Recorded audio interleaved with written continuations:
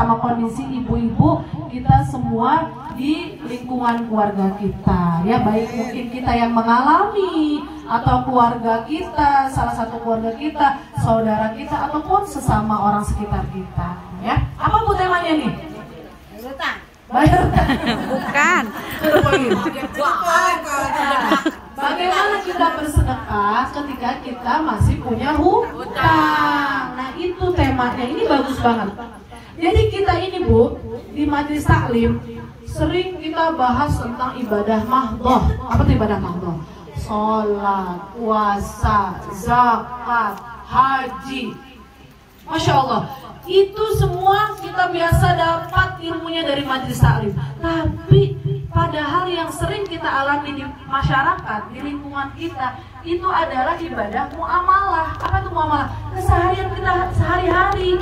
Bagaimana kita interaksi dengan suami, dengan anak, dengan saudara, dengan mertua, dengan keluarga, bahkan dengan sesama. Ini interaksi yang sering kita jalani dan suka ada masalah-masalah yang kita lewati. Harus bagaimana? Nah, itu yang penting.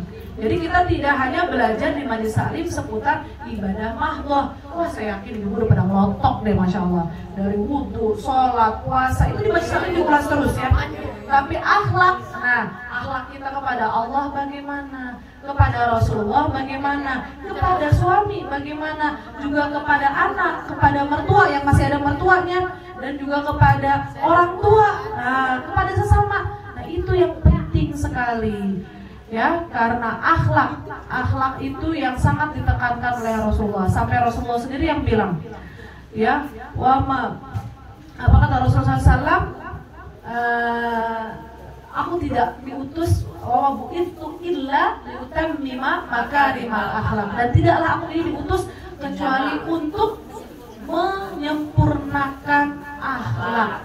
Ini akhlak yang penting. Ini berhutang adab adalah bagian dari adab kita sehari-hari dengan teman dan sesama, ya. Jadi sebelum kita bahas tentang bagaimana bersedekah saat kita punya hutang, maka saya bahas dulu tentang adab berhutang, ya. Ketika kita berhutang atau sebelum kita berhutang, sebaiknya kita punya ilmunya dulu. Begitupun ketika kita memberikan hutang, kita memberikan pinjaman, kita perlu punya ilmu. Karena memang dalam hal apapun kita harus tahu ilmunya. Jangan sampai salah jalan, jangan sampai nanti kita salah aturan.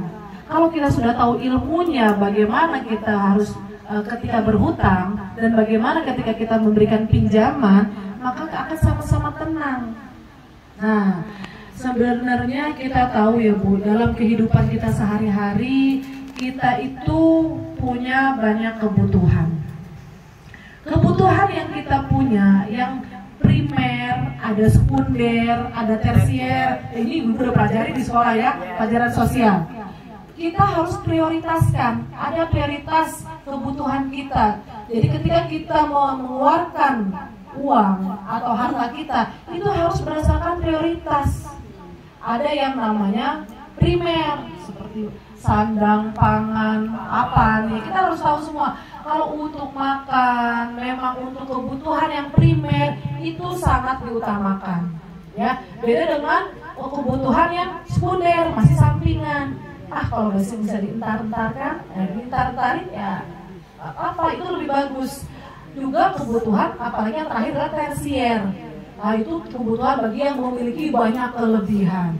Kalau kita yang primer sudah tercukupi, alhamdulillah bisa juga yang sekunder, syukur-syukur bisa juga yang tersier. Gak apa-apa dalam Islam. Rasul itu sangat menganjurkan umatnya untuk jadi orang kaya.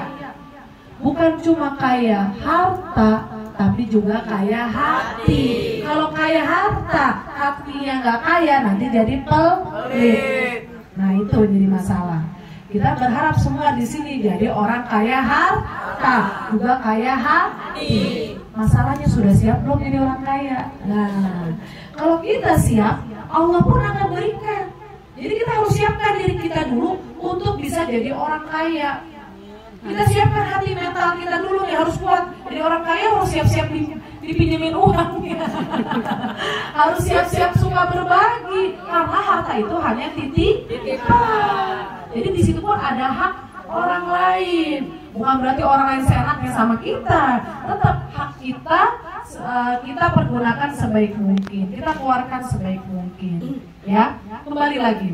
Jadi ketika kita mau berhutang, itu untuk apa dulu? Kalau misalnya untuk yang tersier, enggak deh, untuk beli rumah mewah gitu, untuk mobil mewah, ya jangan. Ya kalau para pejabat kerjaannya seperti itu ya biarinlah. Mereka mah suka seperti itu ya, tidak semua ya. Sebagian pejabat suka flexing, apa tuh flexing tuh ya. Nah, belanja-belanja, bahkan di belanja mewah-mewah terus ditontonkan ke halayak. Ini loh saya habis beli mobil baby Benz, misalnya saya habis beli rumah mewah. Itu bukan yang seperti itu muslim yang baik. Yang kaya, orang kaya sejati itu bukan yang kayak gitu. Itu kayak norak, pamer ya. OKB kali ya, orang kaya baru ya, pamer. Orang kaya sejati itu nggak kayak gitu. Orang kaya sejati dalam Islam itu justru orang yang suka berbagi, yang banyak sedekahnya. Itu kaya sejati, yang bermanfaat bukan buat orang banyak. Ya, jadi ketika kita punya kebutuhan, kita lihat dulu nih kebutuhan kita. Kalau kebutuhannya primer, sangat mendesak untuk makan, untuk sekolah anak-anak, bahkan untuk pengobatan, pendidikan itu sangat-sangat penting, harus didahulukan.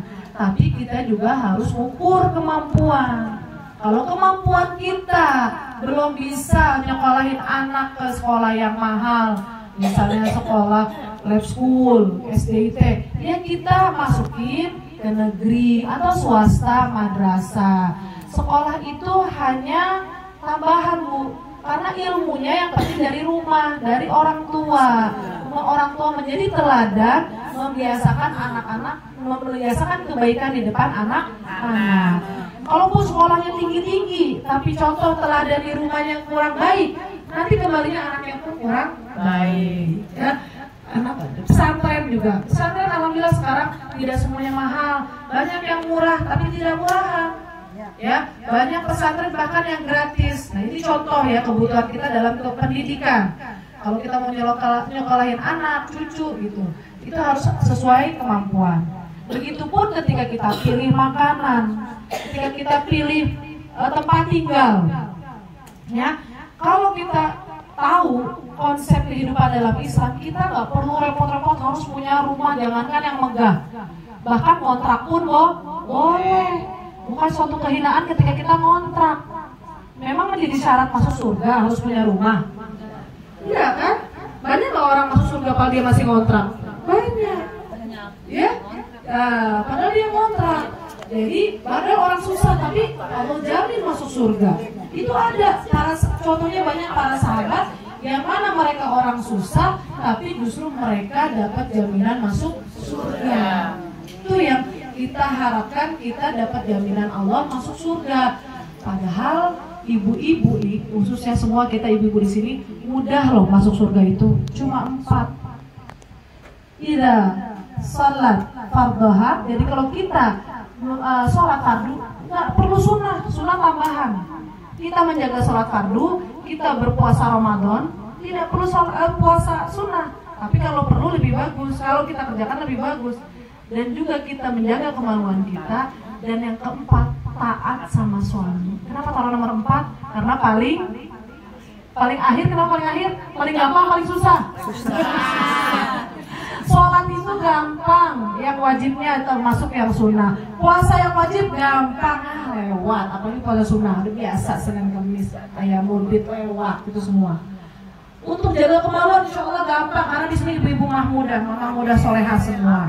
Ya, gampang jaga kemaluan. Tapi yang keempat, taat kepada suami, itu masya Allah gampang banget.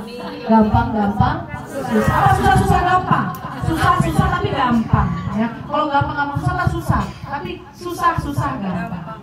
Jadi insya Allah ini semua calon ahli surga ini.